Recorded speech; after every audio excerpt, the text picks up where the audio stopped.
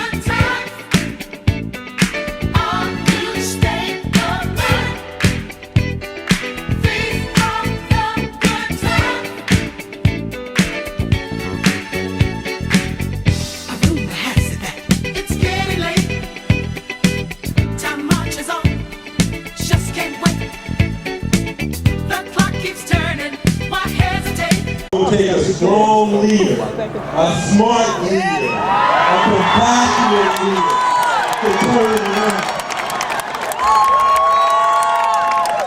Somebody who's been in the trenches. Somebody who forsake personal wealth and fame to work with people who are struggling. That's the leadership we need. Personal, connected, hands-on. So it's with honor and respect that I present to you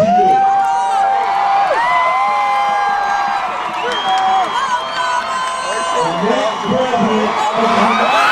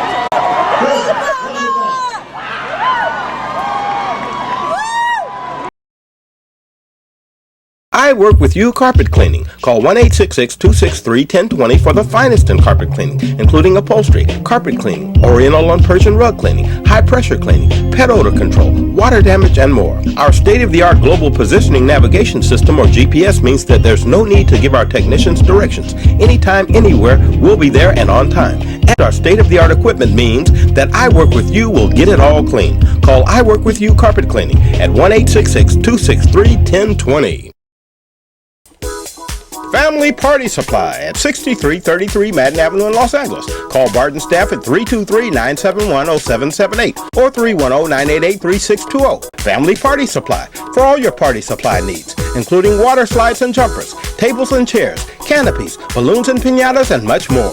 Call 323-971-0778 or 310-988-3620 today and get a 5% discount when you mention this ad. That's Family Party Supply. Hi, I'm Kathy Hughes, and you're watching VideoWebb. This is how it goes.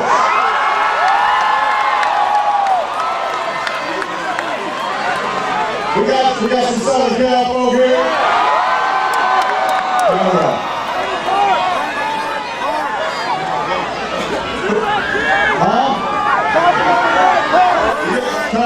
Councilman Watt, great to see you right here. Give it up. Bernard Parks. Councilman Bernard Parks is right here. Give it up right here. See, this is what happens when you start introducing folks. I want you to know, got me in trouble. All right. We got to stop. I love them all. So listen, about a week ago, I was standing in front of the old state capitol in Springfield, Illinois, the place where Abraham Lincoln once stood to deliver a speech that said, "A house divided against itself cannot stand." And I was joined by about 17,000 of my closest friends and about 500 of the media, and I announced that I was running for the presidency of the United States of America.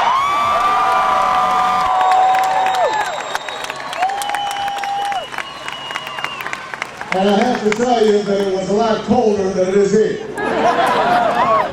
It was about 12 degrees.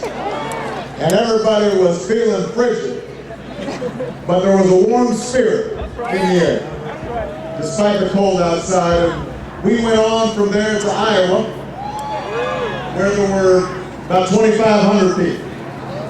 And we went, go Hawkeyes, right? And then we went to Waterloo, Iowa. There were about 2,000 people. Then we went to Ames, Iowa, and there were 7,000 people there. And this was all a family affair. I was taking my wife, and I had my older daughter Malia, who was 8, and my younger daughter Sasha, who's 5, and my mother-in-law, and my daughter's cousins, and godparents to the kids, and we were all in a big caravan, and we're driving from site to site. And my daughters, who usually don't accompany me on these things, they were having a great time. They were playing games, and drawing, and reading, and their older cousins were teaching them Game Boy, which I don't really understand, but they were into it. And so at one point I said to my 8-year-old, I said, "Listen, are you having fun, sweetie?" And she said, "Daddy, I'm having a great time. Really enjoying it. This is so much fun." And she went back to start drawing, and then she looked back and she said, "Daddy, what are we doing here again?" What are we doing here? That is the theme of today. What are we all doing here together? Why are we here? You know, it'd be flattering and humbling to say that everybody is here just because of me, but that's not the case. No, the fact is that there's something happening in the country. There's a mood in the air. There's a sense that the way we've been doing business for the last couple of decades has to change. that we are at a crossroads in this nation's history. That we're at a crossroads internationally, and we're at a crossroads domestically. There's a sense that we have a government that is no longer responding to ordinary people. That it's become an insider's game. That it's all about slash and burn and negative politics and deal making, but that it is not expressing the basic values and ideals that we hold as Americans. And as a consequence, it's not solving the challenges that we face all across the country. We know what those challenges are. We've been talking about those challenges year after year. We all know that we spend more money on health care than every nation on earth. $1.9 trillion a year. And despite that, we've got 46 million people uninsured. Despite that, families who have health insurance are seeing their co-payments and deductibles and premiums going up. Despite that fact, we know that small businesses can't afford to provide health insurance to their employees, and that large businesses can no longer compete internationally because they're burdened with health care costs that their competitors are not. It's not as if we couldn't solve this problem.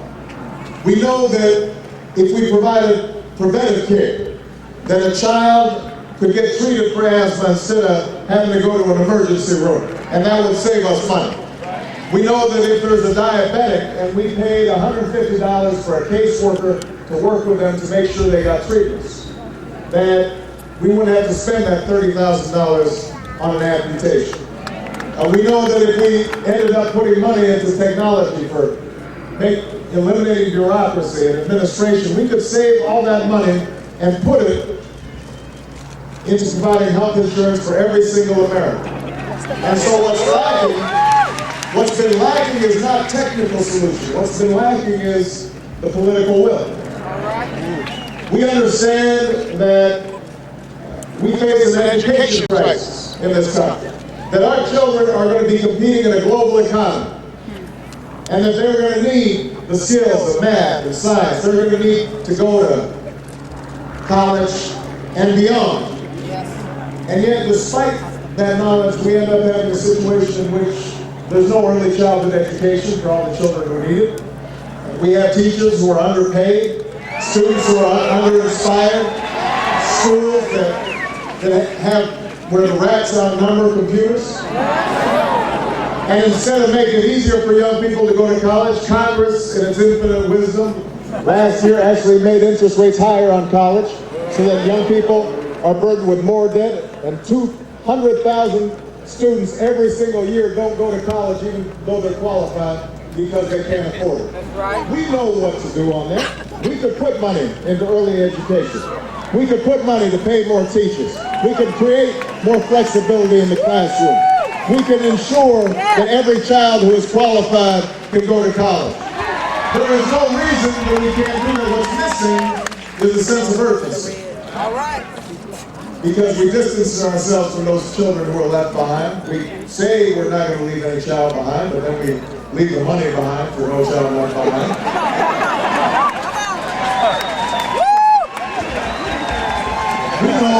We know what could work if we decided that every child was our child, and that we have a commitment to all of them. We understand that we face an energy challenge, that every time that Saudi Arabia decides to turn off the spigot, everybody here ends up paying a tax at the pump. But not only that, we send $800 million a year to some of the most hostile nations on earth. We fund both sides of the war on terrorism.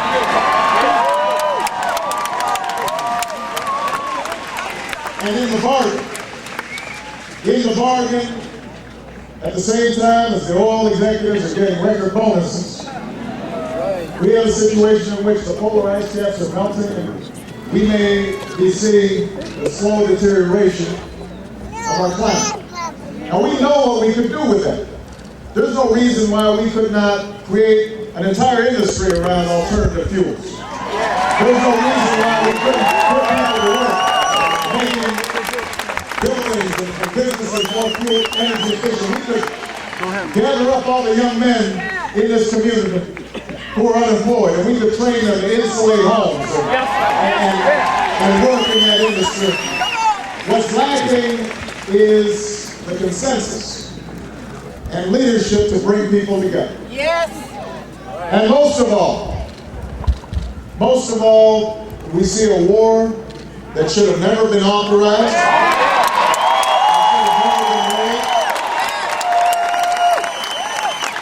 A war that after $500 billion and over 3,000 of our bravest young men and women lost, we actually find ourselves less safe than we were before. Our standing in the world diminished. And we know that unless we match the might of our military to the strength of our diplomacy and the power of our alliances, that we will never be safe. That we need to hunt down terrorists, but we also need to make sure that the billions of people who are struggling around the world, that they look to America and our ideals and our values and say to themselves that we are their partners in progress, and that we care about human rights, and that we care about genocide in Darfur. And in fact, we can create the kind of world that is inhospitable to terrorism. Our failure is a failure of imagination. And so, given all these things, the question is, what are we going to do about it? What can we do about it? No Streak Window Cleaning, providing professional window washing for your home, apartment, condo, or business. It's spring and your No Streak Clean team is on the scene with great specials to clean everything from your windows to screens. For interior and exterior cleaning, as well as pressure cleaning for your driveways, roofs, exterior walls, and more. Your home is beautiful and your view should be also. We offer high quality window cleaning at a fair price. Call your No Streak Clean team for a free estimate at 323-632-7207. How you doing? It's Kel Mitchell and you're watching VideoWebb. And the reason I decided to announce for the presidency is not because I'm in a hurry. My life is good right now, and as it is, I don't see my children enough. This is no bargain for my family. But when I sat down with my wife to really think about this, we asked ourselves, are we in a moment right now where potentially we can not just win an election, but we can transform a country? And the answer is yes. The answer is yes, we can transform a country. Right here, right now, we got a window to make a change. And we got to seize that opportunity. Seize it. Now, I think that when you listen to the pundits and the commentators, most of them will tell you, you know, Obama, he's saying some interesting things. He can give a pretty good speech. And he's got enormous potential, but let's face it, he's only been on the national scene for a few years, and we need him to wait. We need him to hold on. And let me tell you something. It's true that I've only been in Washington for a little while, but I've been in Washington long enough to know it needs to change.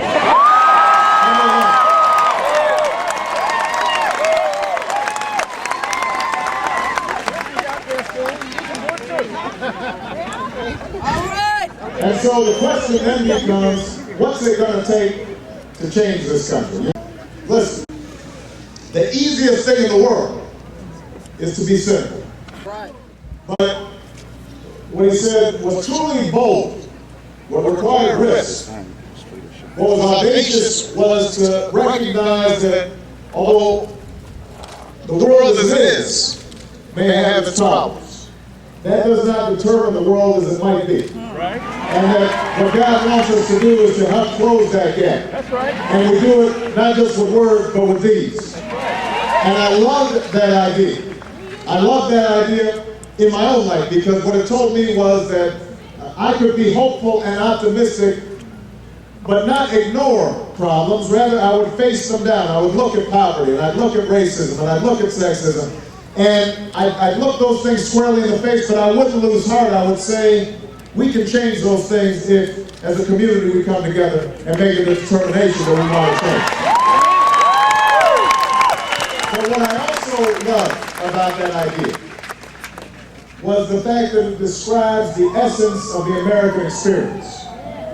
Because at every juncture in America, we've always had that audacity to hope. Think about it, 13 colonies decide we're going to start a whole new kind of government. We're going to throw off the tyranny of the British Empire, and we will create a government that's never been tried, of and by and for the people. And then some people noticed that the Constitution, as wonderful as a document as it was, still had the stain of slavery in it. And a whole bunch of people said, you know what? I know you think that we can't end slavery, that politically it's not possible, but we're going to march and we're going to rally and we're going to agitate around abolition.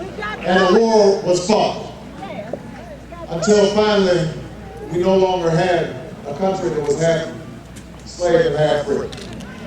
And then you had a whole bunch of women. In fact, you know, I'm sure it was a woman who was looking across the kitchen table and she said, you know, I'm smarter than that guy. How come I can't vote?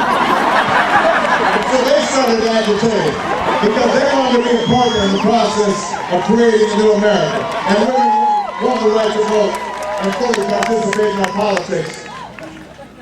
And then people noticed that workers were being mistreated. And so they said, you know, why can't we form a union and organize to make sure that the minimum wage is out there and people can get bathroom breaks and overtime. And they lifted up a middle class. And then people realized that despite the ending of slavery, that there was a lot of unfinished business out here. And so there were a whole lot of folks, women, after a long day of doing somebody else's laundry and looking after somebody else's children, willing to march for their freedom, willing to walk instead of ride the bus. And young people from all across the country willing to get on that bus and ride down to Mississippi and Alabama to make sure that everybody had a stake in the American dream. At each and every junction, there's always been folks who said we can't. Always been folks to say, let's just give up. Always been people who've been willing to settle. But in each and every juncture, there have been people who said, yes, we can. That's right. And that's the moment we're in right now. All of us have to say, yes, we can. Yes, we can bring an end to this senseless war in Iraq. And start getting our troops home. Yes, we can make sure that by the end of my first term as president, every American has health care in this country. Yes, we can make sure that all our young people will have access to education. And that we close that dropout rate. We invest in our teachers and in our students and our college students. Yes, we can make certain that we create an energy future for this country that frees our dependence from Middle Eastern oil and saves our environment. We can do all those things. Yes, we can gather up all those young men who are languishing in jail because at some point people gave up on them and they started giving up on themselves. And we can say to those young men, we're not going to give up on you. We're going to give you job training. We're going to give you a second chance. Come on. Woo! Brother. Yes, we can rebuild New Orleans.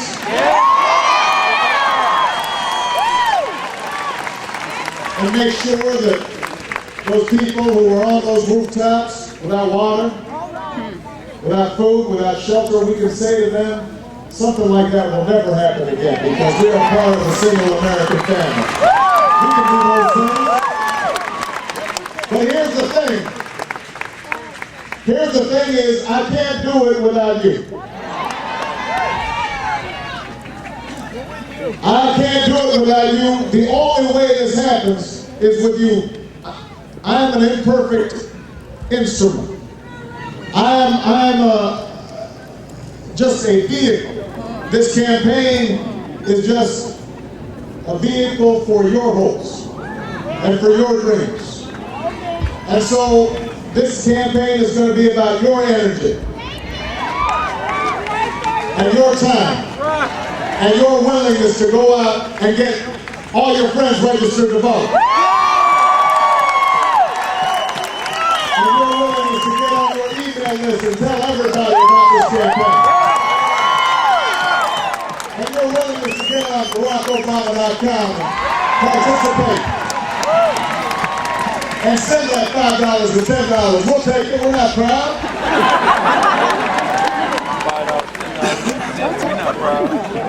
And if we do that, then I'm absolutely confident that we won't just win an election, we will transform this country. And if you doubt that, just remember that it's been done before. That at every juncture in history, a generation has stepped up to the challenges that face this country, and we came out more united, and more unified, and more prosperous than ever before. And Dr. King gathered them in a church, and he told them that the arc of the moral universe is long, but it bends toward justice. But here's the thing, Los Angeles, it doesn't bend on its own. It bends because each and every one of us put our hand on that arc, and we bend it in the direction of justice. And so that's what I want you to do. I want you to leave here determined to bend that arc in the direction of justice. Bend it in the direction of peace instead of war. Bend it in the direction of health care for all. Bend it in the direction for educational opportunity.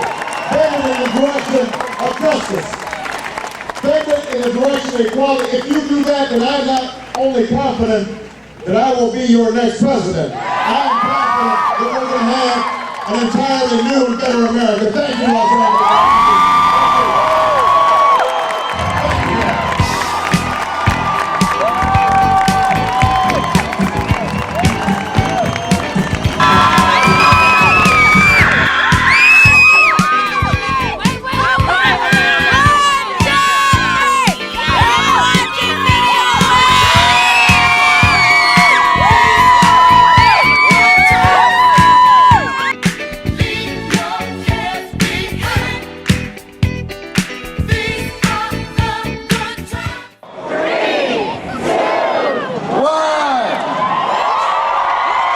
A major milestone in South Los Angeles as the city celebrates America's 44th president, renaming Rodeo Road Obama Boulevard. It's nothing I ever thought I'd see in my lifetime. I never thought we'd see a black president, and I never thought that they would change rodeo, not rodeo, but rodeo to Obama Boulevard. The city holding a street renaming festival to mark the momentous change. This is something that we can really be proud of, you know, in our lifetime, and I'm glad that in my mom's lifetime she was able to see an African-American president. It's been a long time coming. Last August, the LA City Council voted unanimously to rename the 3.5-mile stretch of road. City Council President Herb Wesson says it's the perfect location since the then presidential candidate held a campaign rally at Rancho Cienega Rec Center on Rodeo Road in 2007. He walked up and down this street. Then he addressed a crowd of 20,000, just like the 20,000 we have today. So I think it's special for our community. The change comes in an area with a series of streets named after former presidents, including Washington, Adams, and Jefferson. But it is this street that comes with so much pride and excitement in this neighborhood. Exuberance, excitement, you know, what an experience for us to be a part of this. And then for our kids to be a part of this, to see in their lifetime that as I grow up, oh, I can be a president. Wesson says this is just the beginning. He also hopes to rename the nearby sports complex in honor of Barack and Michelle Obama as well.